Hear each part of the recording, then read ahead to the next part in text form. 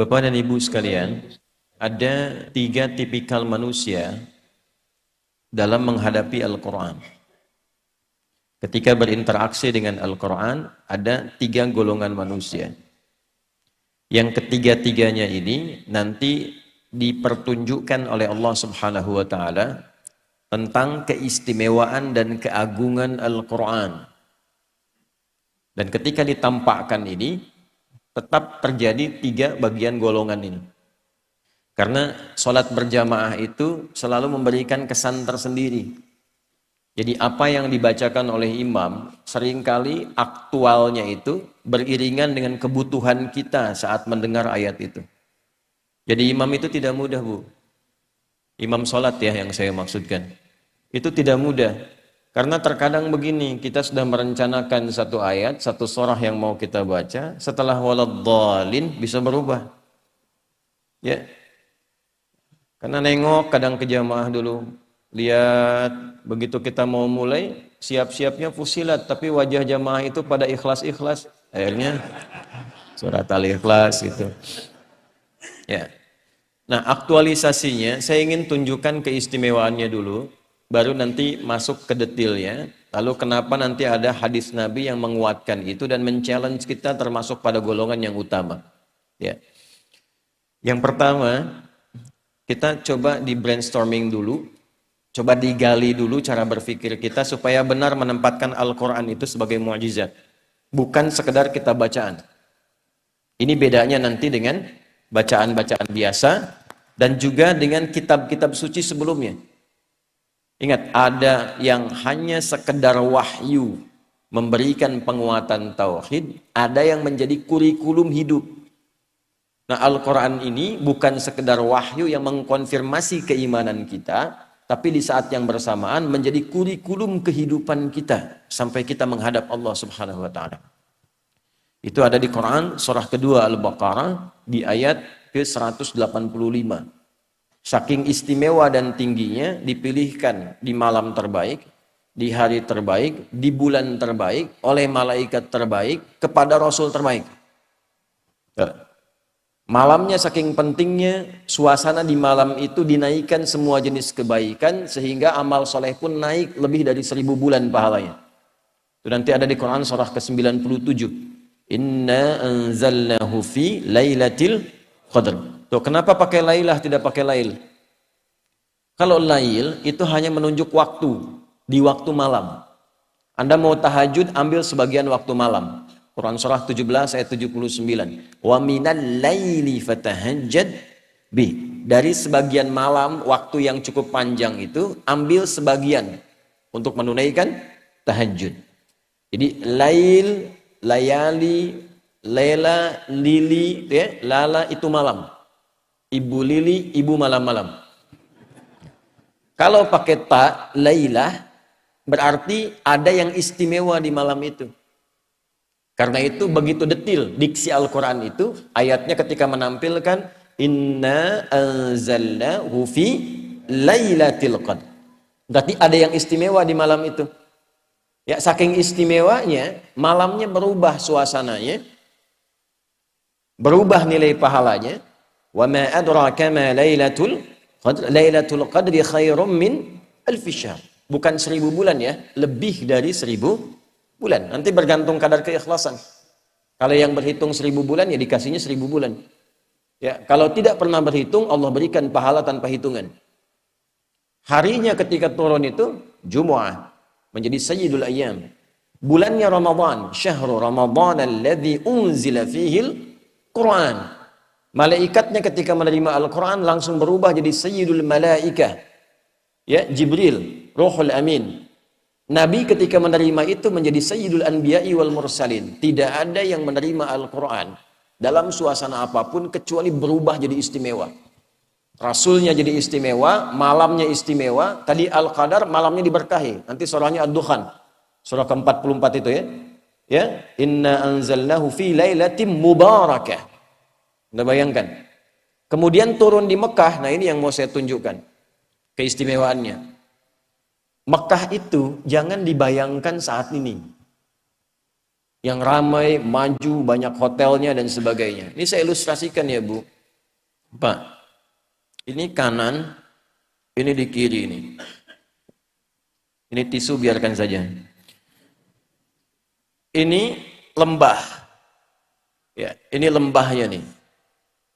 Lembah ini kalau kita membaca dari segi sejarah, peta-peta masa lalu, itu tidak akan pernah keluar dari keterangan Al-Quran. Biwadin ghairi dhi zara'in inda baitikal muharram. Tanahnya tandus, batuannya pekat, tumbuhan jarang tumbuh.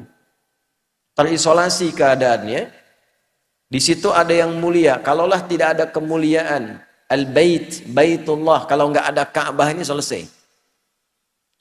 Diliputi oleh padang pasir, Sahara yang luas. Ini diapit oleh dua kekuatan besar. Di sini ada Romawi dengan imperiumnya. Ya, saking dahsyatnya Romawi, kalau Bapak Ibu nanti ada sempat waktu mengunjungi, itu terbentang Mediterania, ada laut besar Mediterania dari Italia ke Libya, Tunisia sampai ke Turki itu sampai sekarang arsitektur bangunannya peninggalan Romawi masih ada. Saya pernah cukup lama di Tripoli, di Libya. Saya kunjungi daerah namanya Leptis Magna. Itu sampai sekarang kolosiumnya, beberapa bangunannya, pondasinya masih ada sampai sekarang. Untuk menunjukkan betapa dahsyatnya kekuatan Romawi masa itu. Punya peradaban, punya kekuatan. Samping kirinya Persia, Pak. Punya kekaisaran. Ini kan Al-Manar, ya, sifatnya kan manarah. Manarah itu apa? Menara. Menara itu apa? Itu dulu puncak salah satu nilai spiritual tertinggi Persia. Karena ketika mereka mau menyembah, menempatkan api di atas menara. Nanti di era Islam, ketika Islam masuk ke Persia, digantilah, tempatnya tidak dirubah, fungsi tempatnya dirubah. Diganti sebagai tempat azan. Untuk menunjukkan bahwa setiap tempat penyembahan itu diarahkan kemudian kepada Allah Subhanahu wa Ta'ala. Singkatnya, di sini ada Romawi, di sini ada Persia. Dua kekuatan besar. Pertanyaan saya, kenapa Qur'annya turunnya di tempat titik yang tadi disebutkan, yang tandus, yang peradaban belum muncul, yang penduduknya sebagian besar pada masa itu banyak yang berbuat kriminal, pemabuk banyak. Ini sering saya informasikan, pemabuk zaman itu yang pemula itu 5 kali sehari, Ustaz. Yang pemula loh. Bayangkan yang profesional itu. Ya. Kalau ada pencuri, pembegal, itu nggak nanggung, sekampung begal semua. Gifar itu kan kampung begal. Gifar itu kampung begal. Tokohnya Jundub bin Junadah. Jundub bin Junadah itu pemimpin para begal di kampung begal. Ya, nanti kelak masuk Islam, memperkenalkan diri, saya dari kampung begal dulunya. Maka ditambah al di depannya, ujungnya i, al-Ghifari. Ya, jadi kalau ada yang namanya Al-Ghifari, kampung begal gitu loh. Ya, tapi nanti ada nilainya, belum selesai, baru setengah, jangan pulang dulu. Belum selesai. Kalau ada zina, zinanya hatam, semua jenis zina dikerjakan. Anda bayangkan tuh. Ya, membunuh itu sudah biasa. Tokoh-tokohnya dikenang sepanjang zaman itu. Kenang sepanjang zaman. Itu landscape-nya itu begitu. Ya, keadaan masyarakatnya demikian. Nah, Quran itu kenapa nggak turun di Romawi? Kenapa tidak turun di Persia? Kok turunnya di tempat itu yang terlihatnya tidak ideal? Maka Allah ingin menunjukkan keistimewaan Al-Quran dan keagungan dia. Yang bisa merubah tempat yang paling nadir dengan maksiat menjadi khairu ummah. Orangnya berubah jadi orang terbaik di zamannya, tempatnya berubah jadi paling makmur yang melintasi zaman. Dan untuk menutup klaim di kemudian hari, pantas Islam pernah maju turunnya di Romawi. Untuk menghilangkan klaim di kesempatan yang lain, pantas Islam itu hebat turunnya di Persia. Tapi ketika diturunkan di tempat yang paling rendah, belum ada peradaban, belum ada kemajuan, maka Allah ingin membungkam siapapun yang menyangkal keistimewaan Al-Quran. Dibuktikan di setiap zaman Quran diturunkan di titik yang paling rendah di muka bumi, masyarakatnya paling kontroversial, maksiatnya paling banyak, bisa dirubah oleh Quran dengan satu kilatan yang luar biasa menjadi manusia terbaik yang dikenang sepanjang zaman. Ya. Dan itu dulu orang berubah itu dengan ayat-ayat pendek, Pak, Bu. Ibu kenal Bilal bin Rabah? Ya, kenal di mana itu? Itu ya. Bilal itu kan hafalnya baru Al-Ikhlas coba. Tapi kekuatan Al-Ikhlas itu bisa menajamkan hatinya, pikirannya, dan memberi kekuatan pada fisiknya. Diseret oleh tuannya ke tanah lapang yang luas, dalam suasana panas yang tidak biasa. Saya ilustrasikan ya, panas di kita ini masih ada uapnya. Jadi kalau panas kita keluar keringat. Di Timur Tengah itu uapnya tipis, kalau betul-betul panas bisa hilang uap. Kalau hilang uap bukan keringat, itu langsung berubah jadi hitam. Karena uapnya tipis. Jadi kalau Anda simpan kerupuk, kalau di sini mengkerut, di sana terbakar. Ya. Dipanaskan batu, disimpan di dadanya, dalam suasana panas, dicambuk, dikatakan irtad. Jawabannya apa? Ahad. Irtad, ahad. Irtad, ahad. Ya, kamu murtad, ahad. Enggak, Tuhan saya esa. Qul huwallahu ahad. Itu kalimat satu kata di surat Al-Ikhlas menajamkan hatinya, menguatkan pikirannya, memberikan semangat luar biasa pada fisiknya. Dan datang anugerah Allah. Umar itu cuma 2 huruf berubahnya. Siapa Umar sebelum masuk Islam tuh? Anda paham semua. Baca sirahnya, baca sejarahnya. Jangan dilihat Umar sekedar setelah masuk Islamnya. Lihat perubahannya. Bagaimana Al-Quran merubah pribadi seseorang menjadi istimewa. Itu kedahsyatan Al-Quran. Umar kan dulu luar biasa sebelum masuk Islam. Bahkan berkeinginan membunuh Nabi kan. Di perjalanan yang sangat luar biasa. Sebelumnya Nabi doakan di antara 2 Umar kan. Memohon pada Allah kebaikan. Di perjalanan hanya mendapatkan informasi saudarinya masuk Islam. Saat sampai ke tempatnya hanya terdengar 2 kalimat dulu tuh. Toha. Anda bayangkan. Toha itu menajamkan sanubarinya. Merasakan frekuensi getaran yang tinggi. Itu memperlemah semangat buruknya. Tiba-tiba tergetar dan berubah jadi baik. Cuman dengan Toha jadi mulia. Anda sudah Al-Kahfi, sudah Yasin, sudah Baqarahan tuh. Belum bisa berubah juga. Nah ini faktornya apa? Kenapa orang dulu mendapatkan cahaya Quran begitu dalam dan merubah tampilan jadi istimewa dan langsung turun kesaksian Allah? Yang mahal tuh ini. Nanti pindah ke Quran surah ketiga Ali Imran ayat 110. Persaksiannya langsung menggunakan bentuk fi'il madhi untuk memberikan inspirasi mudhari. Kuntum khaira ummatin ukhrijat linnasi ta'muruna bil ma'ruf wa tanhauna 'anil munkar wa tu'minuna billah. Ini mahal kalimatnya. Ya, kalian itu benar-benar umat terbaik yang pernah terlahir dan berkehidupan di muka bumi. Jadi teladan. Nah, bagaimana mereka menjadi umat terbaik itu? Ketika mengambil spirit dari Al-Quran dan menerapkan kurikulum yang ada di Al-Quran pada kehidupannya. Jadi Al-Quran itu saking istimewanya bukan sekedar bacaan Pak Ibu. Membaca itu adalah membuka pintu untuk mengetahui isinya. Anda bagaimana bisa tahu ada informasi di majalah, di internet, Anda akses setiap hari itu kalau nggak bisa baca. Jadi baca itu hanya instrumen, hanya alat supaya mengetahui kabar. Setelah tahu, kan kita memberikan pandangan kan? Ya, memberikan sikap. Lalu kita bersikap tuh. Oh tahu hari ini ada pelantikan presiden baru misalnya. Baca tuh. Lalu kita berdoa. Kan itu kan sunnah ya. Pas kita berdoa. Semoga Allah berikan kebaikan. Allah berikan bimbingan. Berikan kemakmuran pada negeri ini. Berikan hidayah. Itu yang ditampilkan. Kan itu hadisnya begitu. Ya kan? Khiyaru a'immatikum. Di hadis Muslim. Man tuhibbunahu wa yuhibbunakum. Kalau Anda menginginkan sosok yang terbaik. Anda mendoakannya. Supaya ada getaran pada jiwanya. Nanti tertanam. Ya, iringan doa itu pada dirinya untuk berbuat kebaikan. Hah? Itu kan respon. Dari mana tahu bisa begitu? Karena baca. Nah Al-Quran itu nanti ada 3 level. Level bacaan, level pemahaman, level pengamalan. Saat membaca itu untuk tahu isinya, untuk dipahami. Makanya kalimat pertamanya ikra. Ikra itu belum menuntut paham dari qiraah.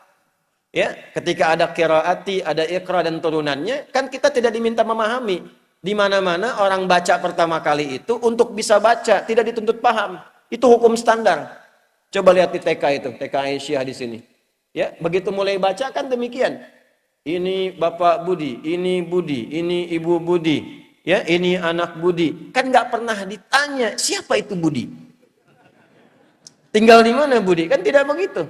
Iqra juga sama. A fata a fa fata fa lam doma u lu apa lu, gitu kan? Kan gitu aja. Ya, aba kharaja wa dakhala, kan begitu aja. Kan tidak pernah ditanya apa pemaknaannya untuk bisa baca. Setelah itu memahami, maka pindah ke tilawah. Saya ulangi, pindah ke tilawah. Tilawah itu, Bapak Ibu sekalian, bukan sekedar baca, tapi membaca, memahami apa yang dibaca. Setelah periode Nabi diisi dengan wahyu, setelah itu dialihkan tahapnya dari qiraah ke tilawah. Ketika ada praktek ibadah dan muamalah, langsung berubah jadi tilawah, bukan qiraah lagi. Ya, contoh, sholat ini. Sholat itu ketika ayatnya turun berupa perintah penunaian, itu iringan kalimatnya bukan qiraah lagi, tapi tilawah. Buka Quran surah ke-29, Al-Ankabut ayat ke-45. Saya yakin umumnya jamaah hafal tengah-tengahnya, tapi awalnya jarang dibaca. Ini yang tengahnya nih. Innas sholata tanha. Apa awal ayatnya? Tuh, kan? Awal ayatnya utlu ma uhiya ilaika minal kitab wa aqimis shalah. Innas salata tanha 'anil fahsya'i wal munkar. Utlu kata perintah dari kata tilawah. Tala yatlu tilawatan utlu. Wahyu pertama, Iqra bismi rabbikal ladzi khalaq. Setelah terkumpul wahyu ada perintah ibadah, utlu. Apa bedanya qiraah dengan tilawah? Kenapa turun qiraah di awal Iqra bukan utlu? Karena qiraah itu hanya perintah untuk menghadirkan apa yang diingat atau membaca yang di hadapan tanpa menuntut memahami apa yang dibaca itu. Kenapa wahyu pertama itu Iqra bukan utlu? Karena Nabi Muhammad itu jangankan paham, baca aja nggak bisa. Gitu. Salah kalau tilawah di awal utlu, itu menunjukkan ada bacaan. Makanya Nabi mengatakan, Iqra ma'ana biqari. Saya nggak bisa baca, saya nggak punya hafalan, saya nggak pernah sekolah, saya nggak punya guru. Kenapa dibuat Nabi itu oleh Allah ditetapkan ummi? Untuk menunjukkan Qur'annya orisinil bersumber dari Allah. Litakidi ummiyati Muhammad sallallahu alaihi wasallam, untuk menguatkan Nabi itu seorang ummi, untuk menunjukkan pada semesta bahwa Al-Quran itu orisinil firman Allah, tidak ada campur tangan Nabi Muhammad di dalamnya. Sehingga lepas dari sifat-sifat karya manusia. Ya, lepas. Jadi nggak benar kalau ada orang mengatakan Al-Quran itu produk budaya. Ya, ada karya manusia di dalamnya. Nggak bisa dibuktikan, makanya di-challenge balik oleh Quran. Semua sifatnya beda. Karena bukan makhluk. Kalamullah. Coba contoh begini ya. Contoh aja, sederhana aja nih ya, sederhana nih. Semua bacaan karya manusia, sebagus apapun, itu akan ada sifat manusiawi di dalamnya.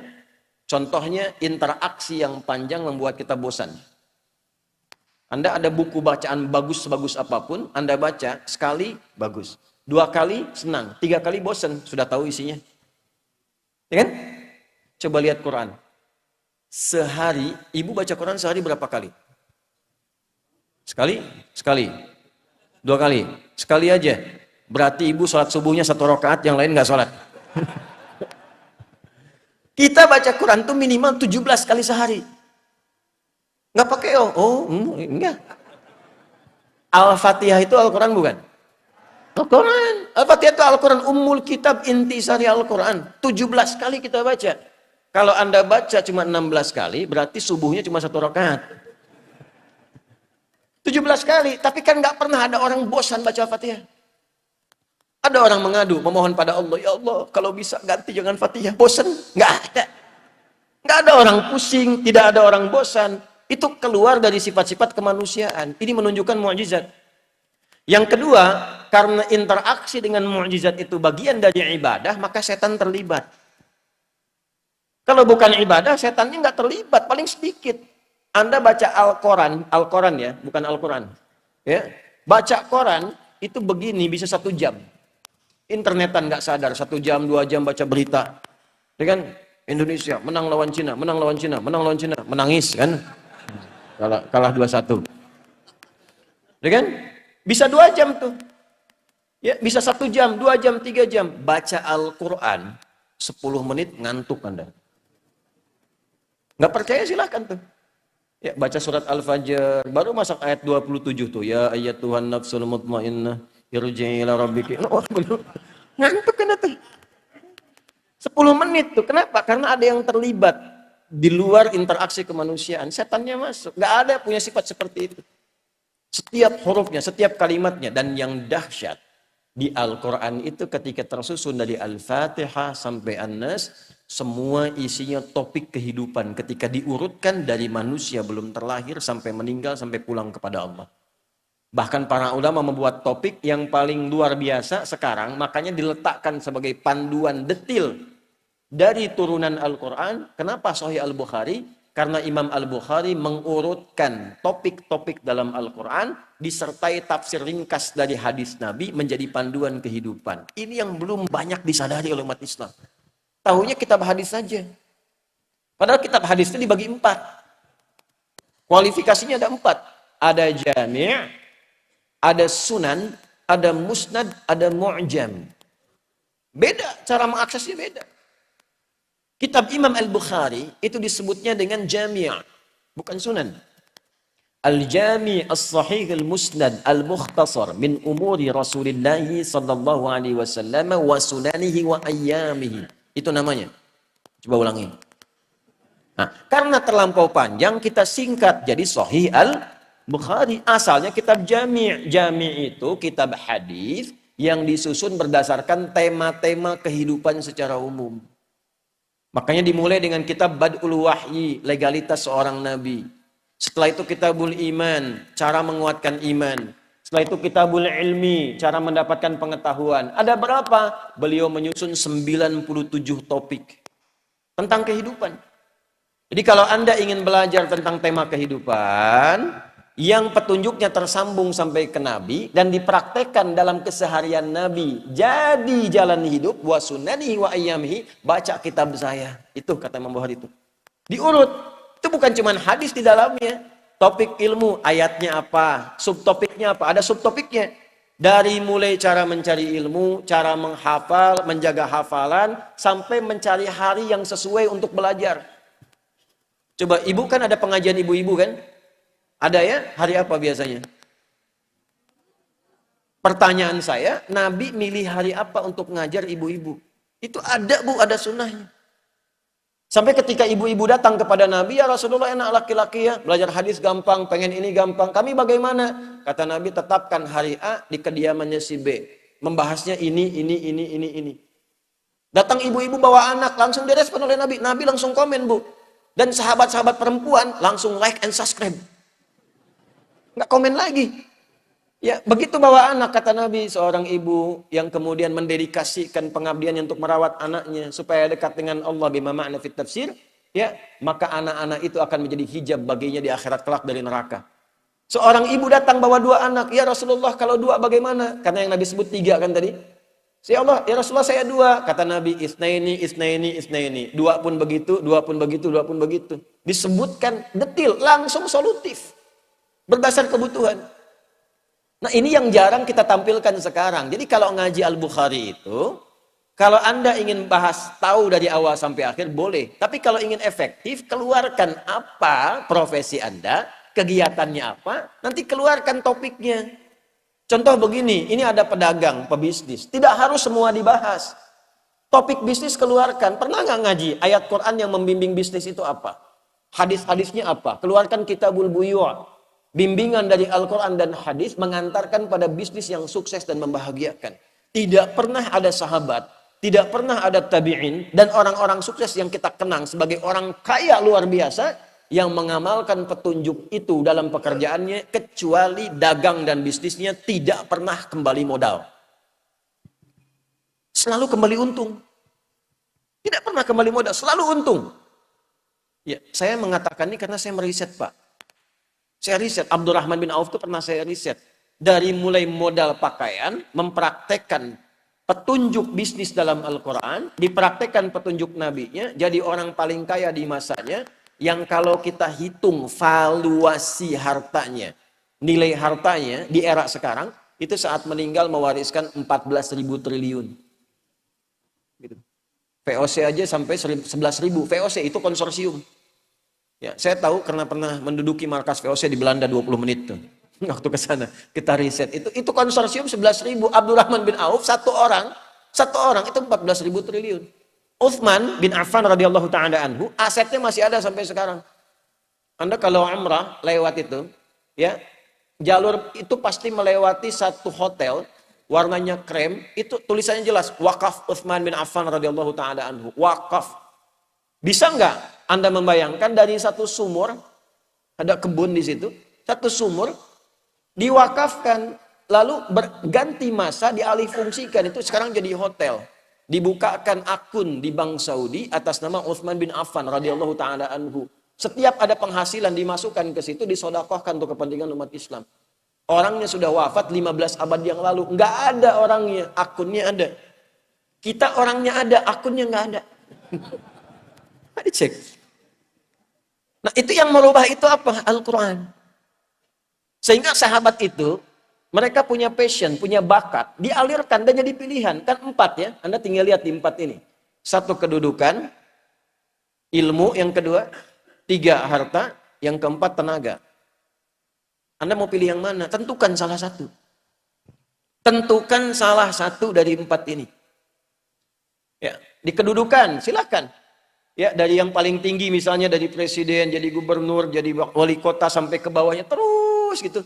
Nanti lihat belajar pedomannya bagaimana jadi pemimpin yang baik, turunkan. Maka di situ kita punya tokohnya, ada Abu Bakar, ada Umar dan turunan-turunannya, sejahtera. Setiap di copy paste di generasi setelahnya makmur. Karena memang tidak dibatasi di waktu tertentu. Silahkan Anda cek. Di era Umar bin Abdul Aziz kan bukan eranya sahabat. Hebat juga.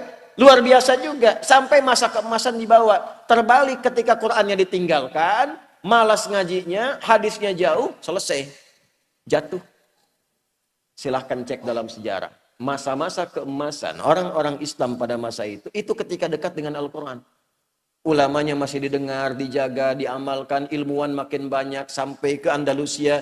Sampai di Iberia. Sampai Mensibwa. Sampai disebutkannya peradaban Islam di Spanyol, peradaban Islam di Portugal, peradaban Islam di A, B, C, dan sebagainya. Kapan? Ketika dekat dengan Al-Quran. Ketika Qurannya mulai jauh, mulai sibuk dengan dunia, jatuh. Nah ini yang mau saya tekankan di bagian yang pertama. Ilmu, silahkan, kita punya tokohnya. Ada Ali bin Abi Thalib, ada sahabat Abu Hurairah radhiyallahu taala anhum jami'an. Ya. Kemudian di babnya apa lagi? Harta, ada Utsman bin Affan, Abdurrahman bin Auf, ada Talhah dan sebagainya. Bab tenaga siapa? Ada Bilal bin Rabah. Apa Bilal pernah dikenal sebagai crazy rich di zaman Nabi? Tidak. Bagawan pengetahuan? Tidak. Punya kedudukan? Tidak. Apa pekerjaannya? Adzan. Tapi pernah nggak Anda mendengar begini? Bilal cemburu pada hartanya Utsman? Pernah? Tidak. Bilal cemburu pada ilmunya Ali. Pernah? Tidak. Kenapa? Karena mereka sudah memutuskan pilihan. Saya memilih yang ini sebagai bekal pulang kepada Allah. Jadi nggak ada cemburu pada yang lain karena punya jalan hidup. Saya memilih adzan. Kenapa? Karena saat adzan Allahu Akbar, Allahu Akbar. Begitu selesai Nabi komen. Aku mendengar suara tapak kaki Bilal itu di taman surga. Dan dari teriakannya itu dipanjangkan lehernya, kata kiasan. Maksudnya diberikan keutamaan dari suara adzannya. Bilal begitu dengar, adzan aja saya udah ke surga. Ngapain saya capek kayak Utsman itu kan? Makanya beliau pilih itu. Jadi kebanggaan. Anda bayangkan, setelah Nabi meninggal, itu dikejar-kejar, dicari Pak Bilal ada di mana. Sembunyi mempertahankan passionnya. Sembunyi, ditawari ketua Mahkamah Agung. Tuh.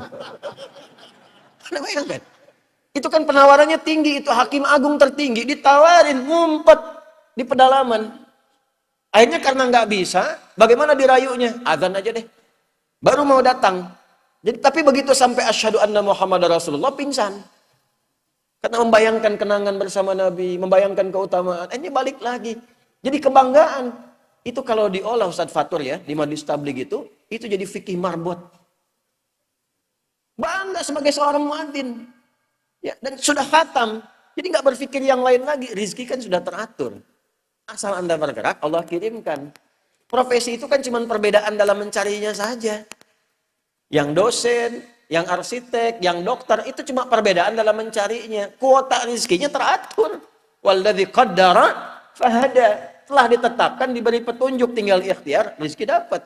Jadi biasa-biasa saja. Orang dulu tuh biasa-biasa saja, menganggap Abdurrahman bin Auf biasa-biasa saja. Kata Nabi, ya ini kalimat yang sangat viral ini. Kalimat sangat viral. Beliau itu tidak khawatir dengan orang Islam yang kaya. Karena kaya itu biasa saja. Yang khawatir itu yang tak mampu memanage kekayaannya. Jadi biasa-biasa saja, tidak usah berlebihan. Sama saja dengan yang ngambil tenaga, dengan yang ngambil ilmu, dengan yang ngambil kedudukan. Yang membedakan cara memanage, cara mengolahnya. Kalau kita punya fikihnya jadi kebanggaan. Oh, Bapak cuma adzan? Iya. Saya punya sanad ke Bilal bin Rabah. Bacakan hadisnya. Dan itu kan jadi kebanggaan tersendiri. Fikihnya ada, jalannya ada. Nah, ini yang ingin saya tekankan dari nilai-nilai Al-Quran. Nah, Bapak Ibu sekalian, kita akan mulai dari satu hadis. Dari motivasi ini, kita evaluasi dulu. Sejauh kita membaca Al-Quran. Atau bahasa paling tepatnya gini, sepanjang. Karena di sini di sepanjang nih. Sepanjang kita berinteraksi dengan Al-Quran, bagian mana yang sudah menjadi manar? Mana yang sudah mencerahkan kehidupan kita untuk berubah menjadi pribadi yang lebih baik? Yuk kita lihat dalam hadis Nabi, tercantum di Sahih Al-Bukhari, nomor hadis 5027. Kita mulai dari hadis ini. Ini tadi saya pengantar ya, baru mukaddimah nih. Ini isinya ini. Ini saya mulai gambarkan landscape-nya dulu supaya terbayang, oh dulu orang baca Quran begini, berubah jadi begini. Kalau kaya betulan, levelnya tertinggi. Kan ada 3 levelnya, masih ingat? Kaya banget, kebangetan kayanya. Nah ini kok levelnya paling tinggi gitu. Kok bisa orang jadi paling kaya, kesibukannya hanya menyantuni aja. Gitu kan? Kok bisa orang ilmunya banyak, saking banyaknya, hampir semua ilmu bisa dikuasai. Dan seterusnya. Maka kita mulai dulu dari Al-Bukhari nomor hadis 5027, 5027. Kita mulai dari sanad dulu pelan-pelan supaya kita bisa tahu bagaimana cara ulama memahami hadis, memaknai dan mengamalkannya. Saya senang kalau di hadis itu ada sanadnya baru ke matan. Ya, jadi nanti kita bisa belajar, oh kenapa si fulan? Ini nanti turunannya di kitab Musnad. Ya. Al-Bukhari menerima hadis ini dari seorang bernama Hajjaj bin Minhal. Karena Imam Al-Bukhari tidak ketemu dengan Nabi SAW. Menerima dari Hajjaj bin Minhal, Hajjaj bin Minhal menerima dari Syu'bah menerima dari Alqamah bin Marthad, Alqamah bin Marthad menerima dari Sa'ad bin Ubaidah, Sa'ad bin Ubaidah menerima dari Abu Abdurrahman As-Sulami. Saya highlight ini. Abu Abdurrahman As-Sulami menerima dari Uthman bin Affan radhiyallahu taala anhu. Ada riwayatnya dari Ali bin Abi Thalib radhiyallahu taala anhu. Berarti jalurnya agak banyak dari Nabi sallallahu alaihi wasallam. Beliau bersabda, qala Rasulullah sallallahu alaihi wasallam, khairukum man ta'allama al-Qur'ana wa 'allama. Baik. Rawahul Bukhari.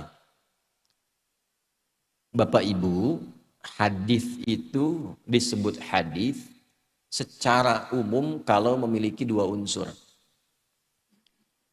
Unsur ini seperti sayap burung. Satu sayap bermasalah, dia nggak bisa terbang. Satu bagian dari 2 unsur di hadis bermasalah, kualitasnya menurun. Bahkan bisa menjadi masalah untuk tidak diamalkan. Pertama disebut sanad namanya. Apa namanya? Sanad. Transmisi orang-orang yang meriwayatkan hadis ini dicari sampai kepada Nabi sumber pertamanya. Itu keunggulan dalam Islam. Dari mana dapatnya? Si fulan sampai ke Nabi. Dan itu pun ada 5 syarat lagi, nggak boleh sembarangan. Kalau sembarangan setiap orang bisa klaim. Ya. Syaratnya 5. Mattasala isnaduhu binaqlil 'adid dhabiti 'anil 'adid dhabiti min ghairi syudzudin wala 'illatin qadihatin. Harus tersambung. Orangnya mesti adil kualifikasinya, mesti dhabit. Ya, adil itu nanti timbangan pengetahuan dan kebijaksanaan. Yang kedua dhabit, hafalannya kuat. Kuat itu nanti tidak berubah. Berubah titik jadi koma, jadi muttarib hadisnya. Turun kualitas, bisa jadi hasan. Cuman titik koma. Ingatannya mesti konsisten. Ya, mesti konsisten ingatannya. Nah, kemudian setelah itu terus sampai tidak boleh ada aib pada orangnya, dicek dulu. Kalau misalnya suka ngarang-ngarang gitu kan, itu nanti hadisnya bisa ditolak. Karena sulit dibedakan mana karangan, mana hadis. Nanti ada 3M. Ya, mungkar, matruk, dan maudhu'. Ini secara singkat saja dulu. Tentang hadis dhaif jiddan, hasan, munqati' misalnya, mu'dal dan sebagainya, itu masalah sanad. Jadi kalau Anda dengar hadisnya dhaif, itu berarti sanadnya yang bermasalah. Kenapa harus dicek orangnya? Supaya tidak ada fitnah pada isi hadisnya. Pantas orangnya begini, yang meriwayatkannya saja tukang mabok misalnya. Gitu ya.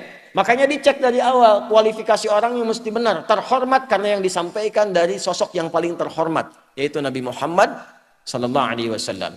Yang kedua, ini hikmahnya. Supaya kita belajar cara bagaimana orang ini menerima hadis. Seperti apa perjuangannya, bagaimana merubah hidupnya.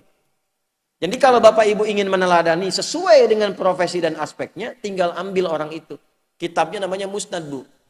Yang paling populer Musnad Imam Ahmad. Contoh, Anda pengen punya anak pintar, yang hebat ilmu, ahli Quran. Belajar dari Ibnu Abbas. Ibnu Abbas itu bagaimana cara belajarnya? Maka bisa dilacak dari hadisnya. 2000 hadis. Cek Musnad Ahmad. Gimana perjalanan hidupnya. Sampai jadi mufti di usia 13 tahun. Ibu perempuan di Aisyah. Berapa banyak ibu sudah ngaji hadis-hadisnya Sayyidah Aisyah. Orang tahunya beliau istri Nabi. Lupa kalau beliau itu seorang mufti perempuan. Lupa kalau beliau ahli kedokteran. Itu lihat figurnya. Ahli kedokteran. Itu Sayyidah Aisyah. Seorang mufti, seorang pengajar, seorang dosen di kalangan sahabat. Sayyidah Aisyah. Sayyidah Fatimah itu perawat, Bu. Nurse. She was nurse. Ya, beliau seorang perawat, ahli di bidang perawatan. Itu Sayyidah Fatimah radhiyallahu ta'ala anha. Berapa hadis yang diriwayatkan? Antum seorang apa? Cek aja profesinya apa, lacak di kitabnya. Lihat bagaimana perjalanan hidupnya, keluarkan hadis-hadisnya. Begitu cara kita mendalaminya. Nah, ini Abu Abdurrahman As-Sulami, ini sosok orang yang paling banyak terlibat dalam periwayatan hadis-hadis terkait Al-Quran. Jadi kalau ada yang mau ngaji, mau menghafal Quran dan sebagainya, ini contoh paling ideal, tersambung dari tabi'in, itu Abu Abdurrahman As-Sulami. Perhatikan komentarnya. Akhadtul Qur'ana an aqwamin. Saya itu kalau belajar Quran, saya belajar dari sekelompok orang-orang dari kalangan sahabat. Bukan 1-2 guru. Ini menunjukkan satu, Al-Quran butuh guru. Nggak bisa sembarangan. Baca saja butuh guru, apalagi paham. Baca butuh guru. Karena Al-Quran itu unik. Ada yang dibaca biasa tiba-tiba jadi Bismillahirrahmanirrahim. Ya. Kemudian ada yang biasa alaihi jadi alaihullah. Ya. Hurufnya sama, harakatnya bisa beda. Alif lam mim dengan alam. Kalau kita nggak tahu harakat, gimana cara bedakannya? Panjangnya, pendeknya, dan sebagainya. Mesti ada guru. Itu keutamaan Al-Quran. Sehingga terjaga antara bacaan, hafalan dengan tulisan. Saling mengkonfirmasi. Itu satu. Yang kedua, Bapak Ibu, ini yang paling menarik nih. Saya belajar itu tidak pernah melampaui 5 ayat. Paling banyak pun 10. Lalu saya pahami. Diajarkan oleh para sahabat. Ini artinya ini, maknanya ini, artinya ini, maknanya ini. Maka kami belajar Al-Quran dengan bacaan, ilmu, dan amalnya sekaligus. Manhajnya. Nanti standar perubahannya apa? Disebutkan dalam hadisnya. Baru kita masuk ke hadis. Jadi yang pertama kalau pengen ngaji dari bacaan mesti ada guru. Ya, makanya dulu itu dikodifikasikan oleh para ulama, dihimpun jadi tajwid namanya. Tahsin belum ada dulu. Adanya tajwid. Karena kalau sudah tajwid, itu tidak mengharuskan ada tahsin. Ya, awas catat kalimatnya. Apa tajwid definisinya? Ada kitab namanya Hidayatul Mustafid fi Ilmi Tajwid. Itu kecil tipis tapi maknanya dalam. At-tajwidu lughatan al-isyanu bil jayyidi wa istilahan ilmun yu'rafu bihi haqqahu wa mustahaqqahu min as-sifati wal mududi wa ghairi dhalika kat tarqiqi wa tafhimi wa nahwihima.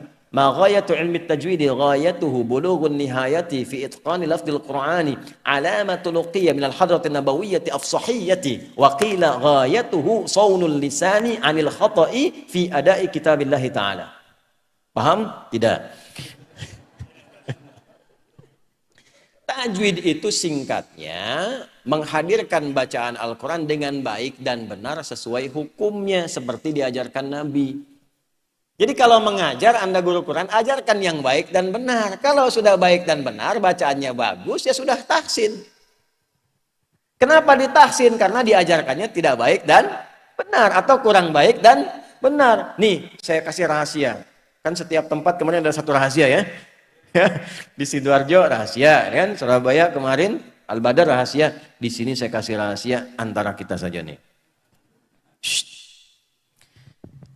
Quran itu kalau dibacanya benar, itu Anda sekaligus belajar tajwid untuk memudahkan bacaan berikutnya. Ibu 20 ayat saja benar, itu kesananya akan mudah bacanya. Sampai ayat 72 benar, tinggal gharib muskilah, tinggal alaihu, tinggal tahu tempatnya aja. Yang lainnya semua akan benar. Tapi kalau Anda nggak sabar, pelan-pelan, itu Anda akan dikoreksi 6.236 ayat. 30 juz. Jadi kalau dapat guru yang bagus, ketat dari awal, bersyukurlah pada Allah. Karena dia memudahkan Anda. Cuman 20 ayat dulu aja, setelahnya kesananya gampang. Ini saya ambil contoh ya. Saya langsung ke Al-Baqarah saja untuk memudahkan. Ayat 2 aja ya. Kan alif, lam, mim mewakili makharijil huruf dari bawah ini. Ya, adnal halak. Di sini ada A dengan H. A, nggak ada sekatnya. Kemudian terus sampai dengan kelam, ke lidah, sampai ke bibir mim. Baik ya? Perhatikan. Dha. Alif, lam, mim.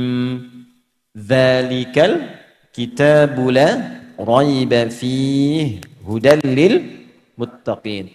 Saya tanya Bu sebentar, antara dha dengan da. Dha dengan da, paling susah mana? Hah? Dha atau da? Dha. Dha atau da? Da. Baik, perhatikan baik-baik. Itu dua digabungkan. Da itu paling mudah karena tinggal meledakkan, ledakan dari dalam. Qunbulah, dikeluarkan dari dalam, keluar. Da, da. Jadi nahannya di sini, makanya disebut kol-kolah. Ada 5, qaf, ta, ba, jim, dal. Ya kan?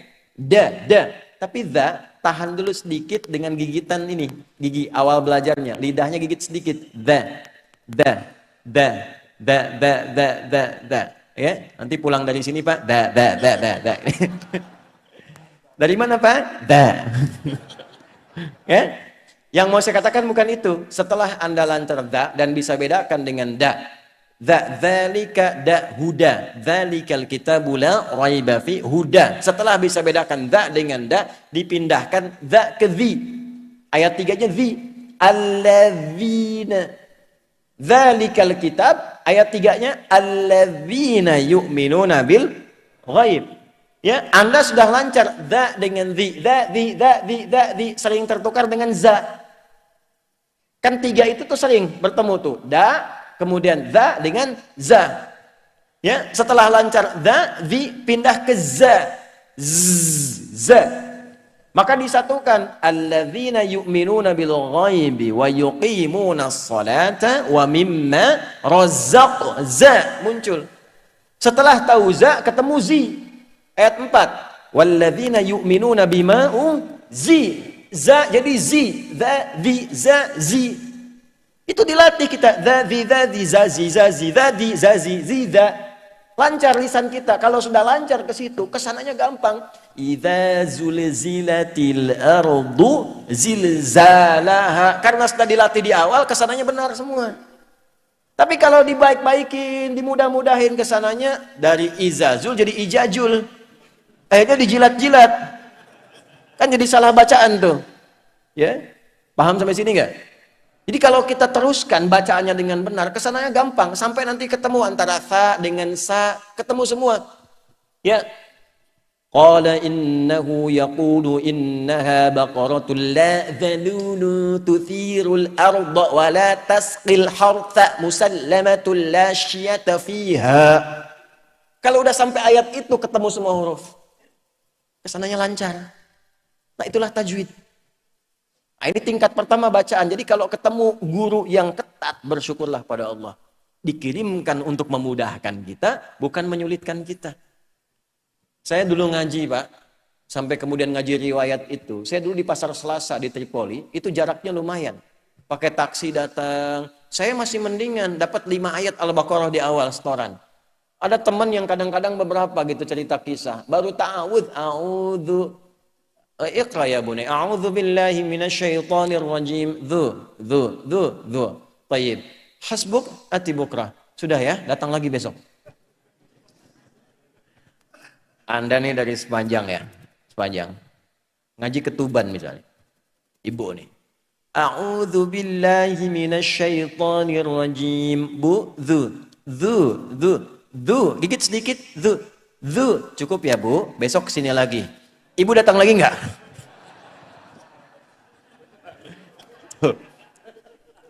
Guru yang bagus tuh placement test dulu tuh. Kayak tupel begitu kan, dicek dulu suruh baca. Ternyata ketika baca satu ayat itu sudah bisa menganalisis kelemahannya apa saja di lisannya. Besoknya datang dijelaskan, dibimbing satu-satu. Itu yang melakukan itu dulu namanya Imam Nafi'. Punya 2 murid hebat namanya Qalun dan Warsh. Dari Madinah. Bu, kalau orang Madinah itu ganteng tidak? Ganteng. Putih tidak? Masya Allah. Rambutnya lurus. Hidungnya mancung. Masya Allah. Yang ini tinggi, kulitnya hitam, keriting rambutnya. Kemudian, ya mohon maaf, telinganya agak kurang mendengar dengan baik. Imam Nafi' itu. Tapi disebutnya Nafi' al-Madani dari Madinah.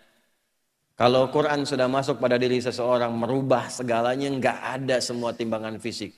Beliau itu keunggulannya satu, bisa melihat kesalahan orang dari gerakan bibirnya saja. Imam Nafi' al-Madani. Yang kedua, setiap beliau bicara, keluar harum dari mulutnya.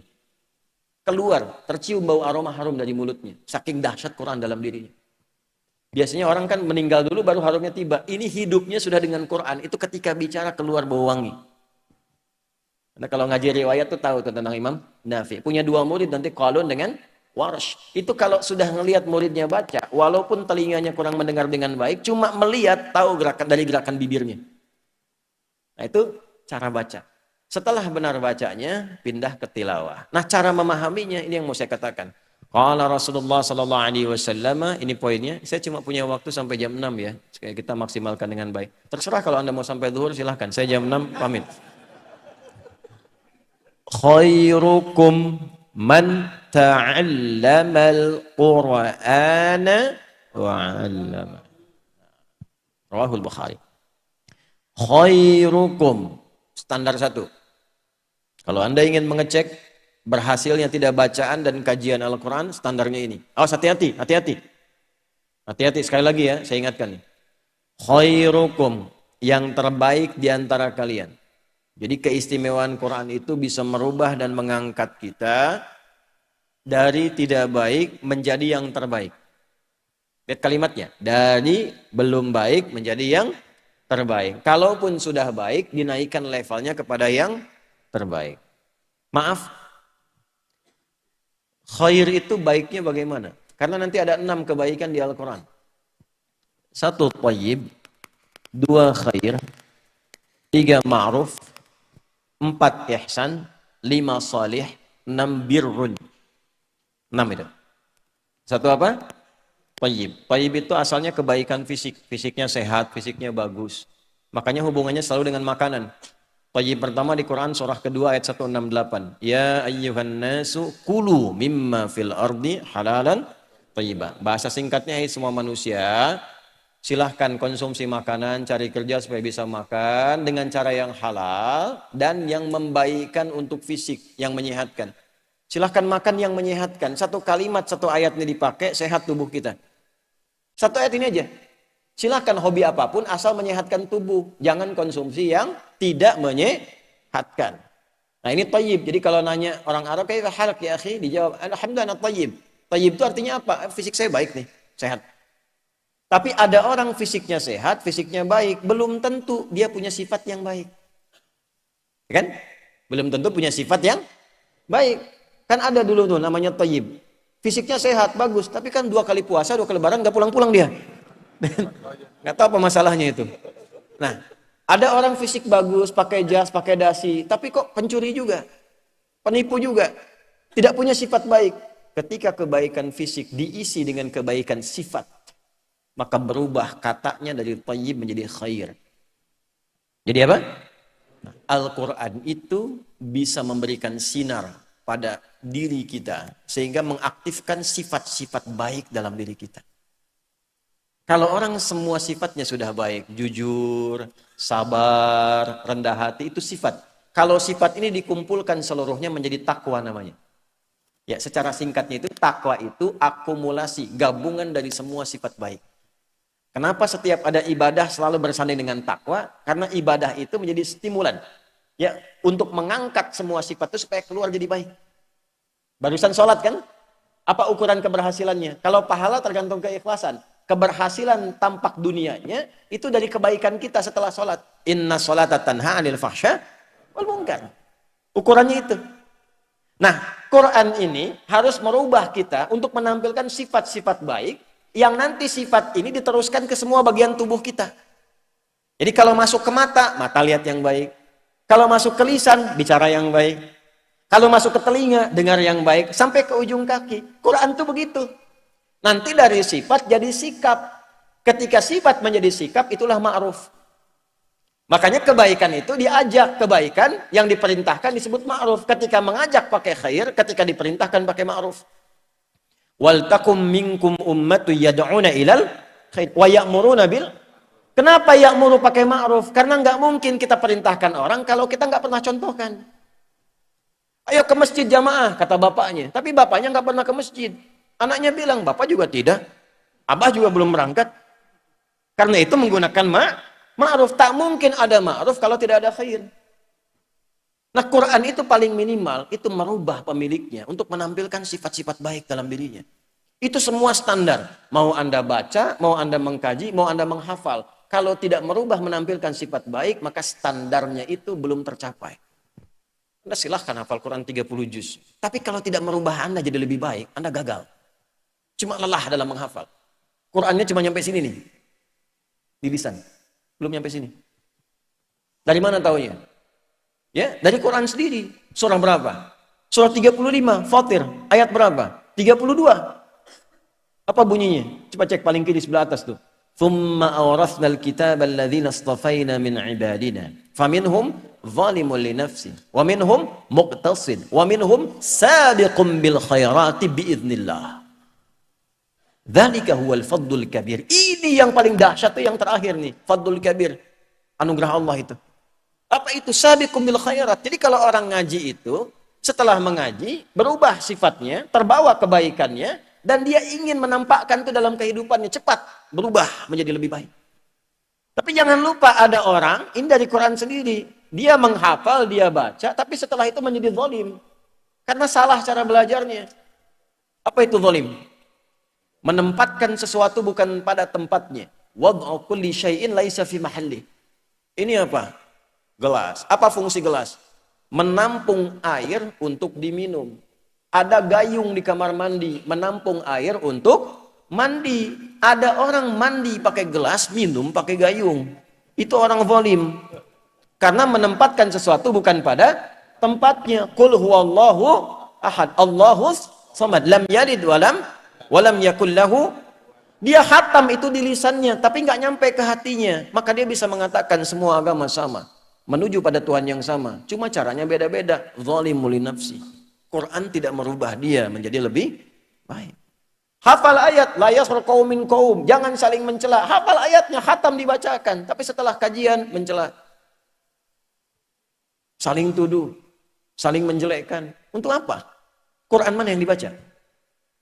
Bagaimana cara bacanya? Dulu orang belajar Quran dari mencela jadi mencinta. Dari memukul jadi merangkul. Ayatnya jelas, tampil. Ini kan jadi masalah. Dan bisa menjadikan Quran sebagai peluru untuk menyerang orang lain. Quran mana yang dibaca? Apa pertanggungjawabannya di hadapan Allah Subhanahu wa taala? Ini terjadi. Dan itu diisyaratkan baik dalam Al-Quran dalam hadis. Ada pertengahan, level tengah, paket hemat namanya. Wa minhum muqtasid. Muqtasid itu baru mencoba memperbaiki. Ciri khasnya biasanya paket hemat ini mojok-mojok, nempel ke dinding, di tiang-tiang, baru ngulang-ngulang gitu. Ya, Mas jadi imam ya, saya nanti saja yang lain dulu gitu kan. Nah, ini paket hemat. Baru untuk pribadinya, bagus, baru tengah-tengah. Tapi yang paling bagus bagaimana? Ketika dia mencoba memahami menjadi lebih baik. Kalau ada sesuatu yang kurang jelas, dia perjelas. Kalaupun tidak baik, dia tinggalkan, dia jaga lisannya. Sehingga dia tidak berpotensi mengurangi pahalanya dengan perbuatan buruk yang kemudian terjadi. Baca Qur'annya dapat pahala dengan keikhlasan. Setelah itu mencela, hilang bacaannya, hilang pahalanya, ditransfer kepada yang dicelanya. Hadis Muslim. Nah ini jadi PR kita sekarang. Ya, jadi jangan berharap dulu persatuan, kalau menata diri pun belum maksimal. Bagaimana menjadi pribadi Qur'ani yang baik itu? Nah, jadi bagian pertamanya khair. Nah, cara belajar untuk sampai ke tahap itu bagaimana? Itu ada levelnya. Ya, kritik aja ada levelnya. Pedas level 1, pedas level 2, gitu kan? Manis level 1. Quran itu ada levelnya. Maka yang pertama, ta'allama. Belajarnya mesti ta'allum. Ada ta'allama, ada tafaqqaha, ada darasa. Itu beda. Ya, darasa ya drusu, darsan wa dirasatan. Tempatnya disebut dengan madrasah. Ngajinya yang benar ya, kembalikan ke kitabnya. Saya sampai sekarang masih ngaji, Bu, Pak. Sampai sekarang. Kitab-kitab tuh baca. Saya kalau ngaji tafsir, itu kitab-kitab yang ada, itu saya beli dari kitab-kitab, saya jejerkan tuh. Dari yang klasik sampai yang kontemporer. Dari At-Tabari, Tanwirul Mikbasnya Ibnu Abbas, terus sampai ke yang Tahrir wa Tanwirnya Ibnu Asyur. Disertasi saya itu mengkaji tafsir 30 juz. Tahrir wa Tanwir. Al-Ilalun Nahwiyah, Inda Tahir Muhammad Tahir bin Asyur, min khilali tafsirihi At-Tahrir wa Tanwir. Itu dijejerkan tuh. Ada yang nggak ada, tapi videonya ada. Seperti Syekh Sya'rawi. Jejerkan. 1, 2, 3, 4. Terus satukan. Nah, ini kitab yang kita tampilkan. Ya kalau mengandalkan terjemah, mengandalkan Google saja, nah, repot nanti. Nggak maksimal. Untuk memudahkan, nanti kita gambarkan. Makanya sering kadang-kadang ada papan tulis untuk menguraikan. Supaya bisa divisualisasikan. Intisarinya ini. Itu dari kitab itu. Ya, bukan dari YouTube, bukan dari Google. Ya, ngajinya bukan tabayatubu, YouTuban. Gitu kan? Tak-taka taktiku, tektokan. Gitu kan? Fasbaka Facebooku, Facebookan. Gitu ya. Kita kembalikan ke sharaf. Kalau ngaji sharaf. Nahu kita ngaji. Dari jurumiyah sampai alfiyah. Al-kalamu wa lafdul mufidu bil wad'i wa aqsamu thalathatun ismu wa filun wa harfun wa amal ismu wa kalimatun dalat ala manan fi nafsi dan seterusnya sampai ke alfiyah. Ya, qala Muhammadun huwa ibnu Maliki. Apalagi? Qala Muhammadun huwa ibnu Maliki, Ahmadu Rabbillah khaira maliki, musalliyan ala nabiyil Mustafa wa alihil mustakmilin syarafa wa asta'inullaha fi alfi maqasidun nahwi biha mahwiyatu qaribul aqsa bilaftin mujazi wa tabsutul badda biwa'din munjazi wa taqtadi ridan bi ghairi sukhti fa'iqatan alfiyata bani mu'tib wa bisabkun haizun tafdila mustawjibun tana'iyal jamila wallahu yaqdi bihi batin wa firali wa lahu fi darajatin akhirah. Masuk kalamuna lafdhun mufidun kasdakim wasmun wa fi'lun thumma harfunil kalim wahiduhu kalimatun wal qawlu am wa kalimatun biha kalamun qad yu'am bil jarri wat tanwini wan nida wa al wa musnadin lil ismi tamyizun hasal sampai terakhir 1002 bait. Itu tesis saya di S2. S2 saya itu alfiyah. S3-nya Quran. Jadi saya itu dari kecil mencintai Quran, memulai dari bahasa. Karena semua ulama mulai dari bahasa. Tidak mungkin tahu Quran kalau nggak berbahasa. Baru talaqi. Saya ngambil tafsirnya dari Al-Azhar, Syekh Tantawi Jauhari. Ngaji langsung dari beliau. Di masjid Bu'oth waktu itu. Jadi pulang saya dihadiahi kitab tafsirnya Al-Wasit. Nah, kemudian kita berangkat lagi ngaji fikih. Fikih ngaji di mana? Ada Syekh Wahbah masih hidup, saya ngaji dengan Syekh Wahbah. Alhamdulillah 2 guru saya ini terakhir kami bertemu sebelum meninggal di stasiun TV yang sama.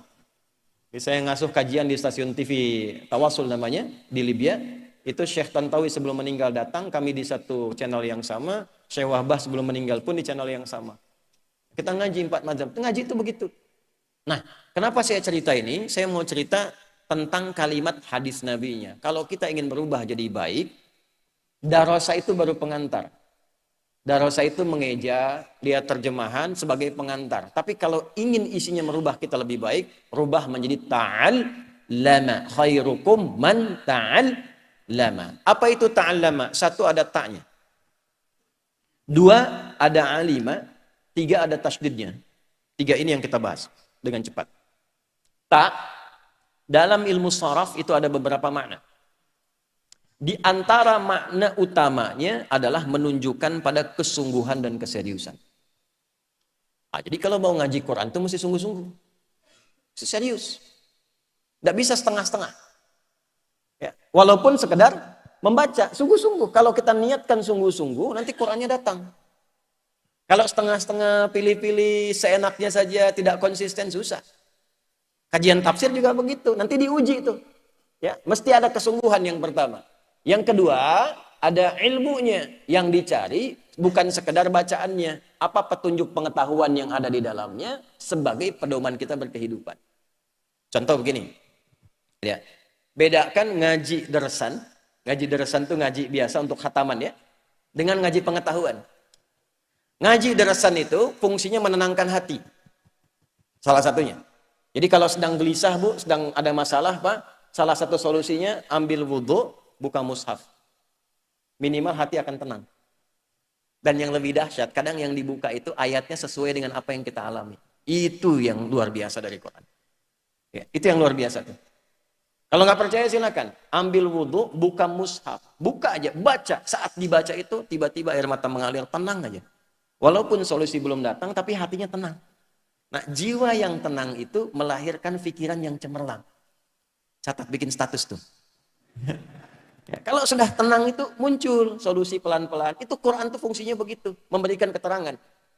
Ala bidzikrillahi tatmainnul qulub. Quran surah 13 ayat 28. Nah, Quran itu disebut zikir di Quran. Jadi kalau kita sedang baca Quran, sedang berzikir. Dari mana ayatnya? Quran surah 15. Ayat berapa? 9. Inna nahnu nazzalna dzikra. Apalagi penghafal. Penghafal itu 4 kali zikir. 4 kali zikir. Dibandingkan dengan yang baca, penghafal itu punya 4 keistimewaan. 4 kemuliaan. 4 kali lipat zikirnya. Karena penghafal Quran disebutkan sebagai yang sedang berzikir 4 kali di Quran surah 54 ayat 17, ayat 22, ayat 32, ayat 40. Walaqad yassarnal Qur'ana lidzikri fahal mim muddakir. Makanya penghafal Quran yang benar, kalau menghafalnya bagus, naik mobil hafal, mengulang murojaah, jalan murojaah, itu pribadinya semakin tenang. Kata para ulama, kalau orang hafal Quran, ciri khasnya pertama jadi lembut. Kalau hafal hadis, punya hujah yang kuat. Kalau dia paham fikih, dia punya konstruksi logika yang matang. Jadi kalau dia sudah Qurannya bagus, hadisnya bagus, fikihnya, usul fikihnya bagus, nah itu bagus. Cara berfikirnya bagus, logikanya bagus, hujahnya kuat, dan akhlaknya utama. Itu kata Imam Nawawi punya 4 keistimewaan. Di kitab At-Tibyan namanya. Wala yata'allamu illa mimman kamulat ahliyatuhu. Wa dhaharat diyanatuhu. Wa tahaqqaqat ma'rifatuhu. Wa ishtaharat siyanatuhu. Kalau Anda cari guru yang baik 4 kualifikasi, pakar di bidangnya. Yang kedua taat agamanya. Yang ketiga punya ma'rifat pada Allah yang baik sehingga kenal siapa dirinya. Tidak berkata kecuali yang diridhai oleh Allah. Tidak mengeluarkan fatwa yang tidak disukai oleh Allah. Yang keempat akhlaknya mulia, pantas ditiru. Nah ini bagian yang awal nih. Tak ada kesungguhan di dalamnya. Alima. Nah kalau tadi darasa itu hanya menenangkan hati. Tambahan untuk khatam, menambah pahala. 1 hurufnya berapa? Ah itu ibu kalau ngitung.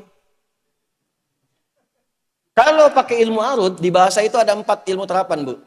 1, nahwu. Kedua, saraf. Ketiga, balaghah. Balaghah bagi 3 lagi. Ya, ma'ani, bayan, badi'. Yang keempat, arud. Arud itu bukan hanya ilmu untuk menyusun syair. Tapi saat yang bersamaan, kita bisa membedakan mana syair, mana Quran, mana hitungan pahalanya. Itu. Sampai di situ, karena saya belajar tuh. Saya nulis kitab di ilmu arud. Ya, saya nulis kitab di ilmu arud. Ya, ini cukup menarik. Misal gini, di arud itu ada 16 rumus. Ini maaf ya, kita urutkan dulu. Ada tawil misalnya. Tawilun lahu dunal bukhuri fadailu fa'ulun mafa'ilun fa'ulun mafa'ilu. Kifa nabki min dzikra habibin wa manzili bisaqtili wa baina dakhuli fahawmali. Ada rojas. Mustaf'ilun mustaf'ilun mustaf'ilun mustaf'ilun mustaf'ilun mustaf'ilun. Sautu safiril bulbuli hayyaja qalbi thamili. Al-ma'u wa zahru ma'a ma zahri lahdul muqali. Anta ya sayyidali wa sayyidi wa maulali fakam tayammuni ghazailun uqayqali qataftuhu min wajzatin infini hadar rajuli faqala la la la la faqad ghada muharwili wal walad wali wali ya wailali faqultu la tuwalwili wa bayyinul lu'lu'ali qalat lahu hina kadha in radid bil muqali kahatan ka kailali tabtabuli. Coba ulang tuh ya. Madid ini yang paling populer. Mufa'alatun fa'ilatun tala'al badru alaina min thaniyatil wada. Itu asalnya iramanya irama-irama syair. Irama syair. Nah, yang mau saya katakan gini, kenapa ini saya tampilkan? Bukan ingin menunjukkan saya hafal, bukan. Sebagus-bagusnya irama syair, nggak bisa dipakai baca Quran. Langgamnya nggak bisa dipakai, karena Quran itu khas. Pakai irama tajwid. Nggak bisa dipakai irama syair. Abdurrahman bin Auf, Abdullah bin Mas'ud, apalagi itu. Ubay bin Ka'ab luar biasa. Abdullah bin Mas'ud pernah diminta oleh Nabi bacain Quran saking bagusnya. Sebagus-bagus bacaan sahabat, nggak pernah pakai irama syair. Anda pernah nggak misalnya dengar surat Ad-Duha dibaca pakai iramanya madin? Yang tola al-badru. Wadduha wal-laili idza saja. Nggak ada. Kabur jemaah. Nah ini untuk membedakan. Terapan kaidahnya bagaimana? Jangan pakai bacaan Quran dengan langgam yang aneh-aneh. Jadi tidak perlu ada langgam Sunda, langgam Jawa, langgam ini nggak usah. Karena Quran punya langgamnya sendiri, yaitu tajwid. Tajwid itu dahsyatnya kalau Anda baca panjang pendeknya, keluar algoritma kita pribadi dalam bacaan Quran. Itulah dahsyatnya Al-Quran. Keluar algoritmanya. Ciri khas kita baca itu keluar. Jadi paham, oh ini Ustadz Fulan, oh ini Ibu Fulan. Walaupun kelihatan bacaan biasa, tapi iramanya khas. Jadi gak usah terlampau kreatif yang melahirkan persoalan. Imam Masjid Al-Manar membaca di kesempatan maghrib, irama Manuk Tadali. Iyyaka na'budu wa iyyaka nasta'in. Bubar jemaah.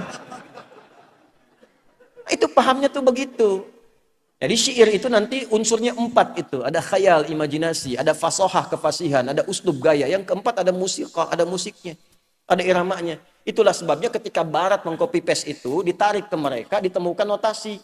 Jadi apa kemudian? C, D, E, F, G, A, B, C, G, A, B, C, D, E, F, G, D, F, G, A, B, C, D, A, B, C, D, F, G, A, F, G, A, B, C, D, E, B, C, D, F, G, A, B, F, G, A, B, C, D, A, F, G, A, B, C, di situ jadi irama nanti, jadi notasi, jadi not balok dan sebagainya. Itu ditarik lagi, jadi musik murni.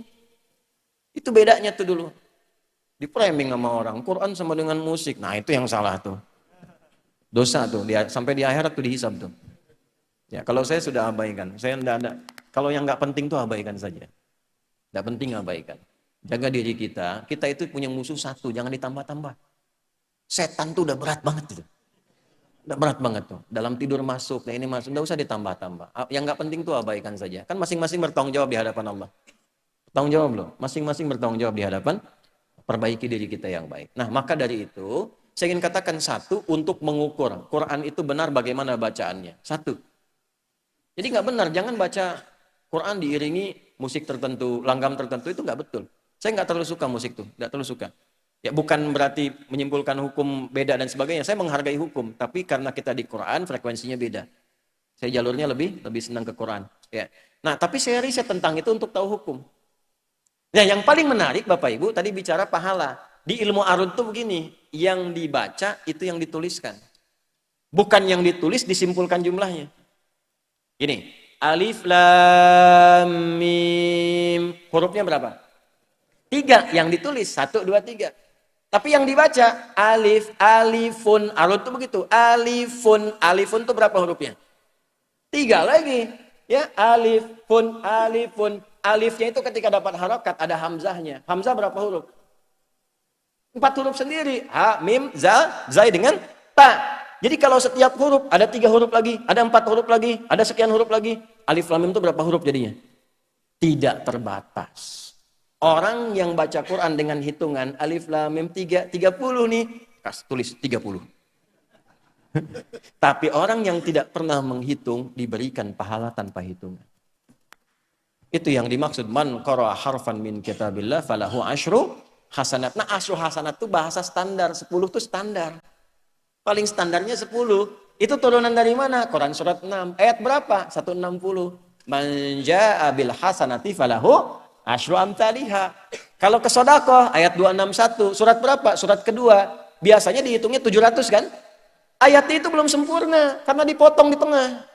Matsalul ladzina yunfiquna amwalahum fi sabilillah kamatsali habbah ambatat sab'a sanabil fi kulli sumbulatin mi'atu habba. Cuma sampai sini dipotongnya Ustaz. 1 kali 7 kali 100 700. Enggak diteruskan ayatnya. Kalau diteruskan wallahu yudha'ifu liman yasha. Siapa lima yasha di situ? Yang tidak pernah berhitung. Anda infak Jumatan tuh, misalnya di Almanar ada kotak jalan, itu bukan mobil-mobilan ya. Tak infak tuh, tak infak. Anda masukkan 1.000, dihitung 700, lumayan 700.000, ditulis 700.000. Tapi bagi yang tidak pernah berhitung, mungkin dikalikannya bisa 1 miliar, 2 miliar, bergantung kadar keikhlasannya. Baca ayatnya lengkapi gitu. Nah itu jarang kita ulas. Kenapa? Karena baru darosa, belum ta'alama. Jadi itu menambah keikhlasan sekaligus meningkatkan kualitas iman.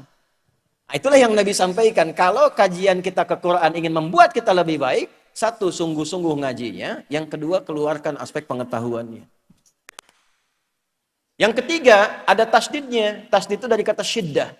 Sesuatu yang nggak mudah. Makanya hurufnya double. Double itu 2 kali lipat motivasinya. Ya, jadi kalau Anda ingin menemukan yang begini, tidak mudah perjuangannya. Apakah Anda kira datang ke sini langsung tiba-tiba datang? Tidak. Nulis waktunya, ada yang nginep, ada yang pengen sap pertama, ada yang dorong, ada yang ini. Butuh perjuangan, Pak. Nyari jodoh aja butuh perjuangan. Masa nyari Allah nggak ada perjuangannya?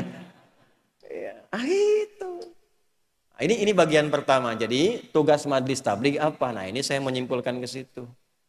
Tugas Majelis Tabligh harus menyiapkan kadar-kadar ahli Quran yang bisa memahami dengan ilmu dan mengajarkannya. Karena di Muhammadiyah itu dasarnya sederhana di MKCH, Al-Quran dan Sunnah. Gerakannya ada 4, gerakan Islam, gerakan dakwah, gerakan tajdid, gerakan tanwir. Gerakan Islam namanya harakah Islamiyah. Islamiyah itu ada ya nisbah, ada tak sifat. Taknya membentuk karakter, yaknya nisbat. Jadi semua yang masuk ini di persyarikatan ini mesti punya karakter Islami. Sudah Islami belum tuh? Bicaranya Islami enggak? Kerjanya Islami enggak? Dakwah, bagaimana nilai Islami itu dipancarkan dalam kehidupan. Tajdid, ada perubahan, nilainya diterapkan dalam kehidupan. Ada hadis di Abu Daud nomor 4291 di sahihnya. Nanti Imam Syakhawi itu punya kitab bagus di halaman 149 itu nanti ada satu hadis dari Abu Hurairah. Ya, innallaha yab'atsu fi kulli ra'si mi'ati sanatin man yujaddidu laha dinaha. Allah itu akan menyiapkan, mengutus orang-orang pilihan di setiap 100 tahun yang bisa menghadirkan tajdid tentang agama dalam lingkup kehidupannya. Maka ini tugas nih. Dari tajdid jadi tanwir dipancarkan dalam kehidupan. Maka ini mohon ya dicek nanti, ini kan sepanjang Sidoarjo masuk nanti ada Surabaya, Jatim nih Ustaz Salihin ya, dan kawan-kawan di mana sultannya nih. Sultanul Amin ya dan Prof Januari Zainuri ya, nanti semuanya ini PR nih sampai ke BDM, PCM sampai ke ranting semua coba disiapkan. Kalau yang potensial bacaan Qurannya bagus, mau belajar, mau beasiswa ya, disiapkan berapa banyak dari sini. Nanti kirim ke Jogja di Tabligh Institute. Nanti kita akan pilih dimasukkan ke spesialisasi. Yang pengen Quran siapa? Tafsir. Nanti jurusannya kemana? Kalau ke luar negeri kemana nih? Apakah ke Ummul Qura? Apakah ke Al-Azhar? Apakah ke Madinah? Kita siapkan sampai ke situ. Ya, nanti maksudnya apa? Besok-besok, insya Allah ada kadar. Saya akan meninggal. Saya pasti meninggal. Ustaz Rahman meninggal. Ustaz Solihin meninggal. Kita semua meninggal. Mesti ada yang gantikan. Itu sudah pasti. Meninggal itu pasti. Bisa Anda duluan, saya belakangan, bisa. Bisa. Atau memang ya sesuai fitrahnya ditukar bisa. Saya belakangan Anda duluan ya mungkin. Itu pasti terjadi. Nah, caranya bagaimana melahirkan ulama yang lebih baik lagi. Ya, saya pengen nanti dari Sepajang ada ulamanya, Surabaya ada ulamanya, Tuban ada ulama yang betulan, yang wara, yang thiqah, yang khasyah, yang dekat dengan Allah. Tuh, ya. Doa Bu, doa Pak ya, doa. Yang ikhlas itu. Yang ikhlas itu mahal. Mahal ikhlas. Doakan juga saya. Doakan supaya betul dakwah ini, supaya betul, supaya ikhlas, diampuni Allah. Ya, karena gini, yang paling celaka itu, maaf, jamaahnya nyari akhirat, ustadznya nyari dunia, itu celaka itu. Celaka itu. Ngajar kayak retorika kali paling benar, kali paling bagus. Ternyata dunia isinya, itu orang paling pertama dilempar ke neraka itu. Ya, oke, tolong didoakan ya, doakan yang betul. Ini juga ikhlas. Kita di tabligh itu mesti yang pertama kali ikhlas itu. Ikhlas tuh kaidah pertama itu. Abaikan yang macam-macam tuh pasti, kalau mau jadi kiai itu pasti juga ada godaan dan ada tantangan dan macam-macam ya. Itu bagian dari tantangannya.